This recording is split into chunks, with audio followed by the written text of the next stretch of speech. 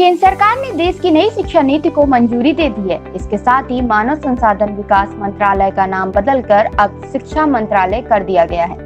यह फैसला बुधवार को प्रधानमंत्री नरेंद्र मोदी की अगुवाई वाली कैबिनेट बैठक में लिया गया। इन दोनों फैसलों की जानकारी सरकार ने प्रेस कॉन्फ्रेंस करके दी है। आइए आपको बताते हैं कि शिक्षा नीति में क्या नए बदलाव किए गए हैं। नई शिक्षा नीति में हुए बदलाव के अंतर्गत अब 5वीं तक के छात्रों को मातृभाषा, स्थानीय भाषा और राजभाषा में ही पढ़ाया जाएगा। बाकी विषय चाहे वो अंग्रेजी ही क्यों न हो, उसे महज एक सब्जेक्ट के तौर पर पढ़ाया जाएगा। 9वीं से 12वीं क्लास तक सेमेस्टर में परीक्षा होगी। स्कूली शिक्षा को 5+3+3+4 फार्मूले के तहत पढ़ाया जाएगा। अब इसे 10+2 से बांटकर 5+3+3+4 फॉर्मेट में ढाला गया है। इसका मतलब है कि अब स्कूल से पहले 5 साल में प्री प्राइमरी स्कूल के 3 साल और कक्षा 1 और कक्षा 2 सहित फाउंडेशन स्टेज शामिल होंगे।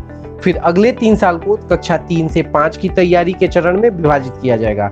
इसके बाद 3 साल मध्य चरण कक्षा 6 से 8 और माध्यमिक अवस्था के 4 साल कक्षा 9 से 12 बांटा गया है। इसके अलावा स्कूलों में कला, वाणिज्य, विज्ञान स्ट्रीम का कोई कठोर पालन नहीं होगा।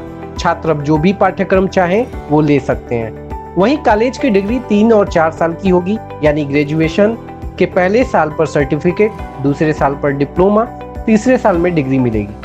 3 साल की डिग्री उन छात्रों के लिए है जिन्हें हायर एजुकेशन नहीं लेना है।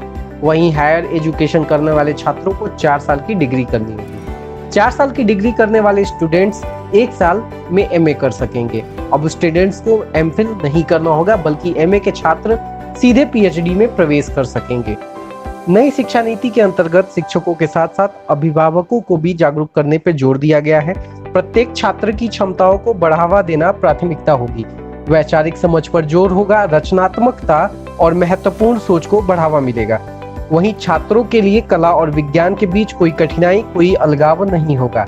नैतिकता, संवैधानिक मूल्य पाठ्यक्रम का प्रमुख हिस्सा होंगी। अगर आपको हमारा वीडियो पसंद आया हो तो हमारे चैनल को लाइक, सब्सक्राइब और शेयर करना ना भूलें।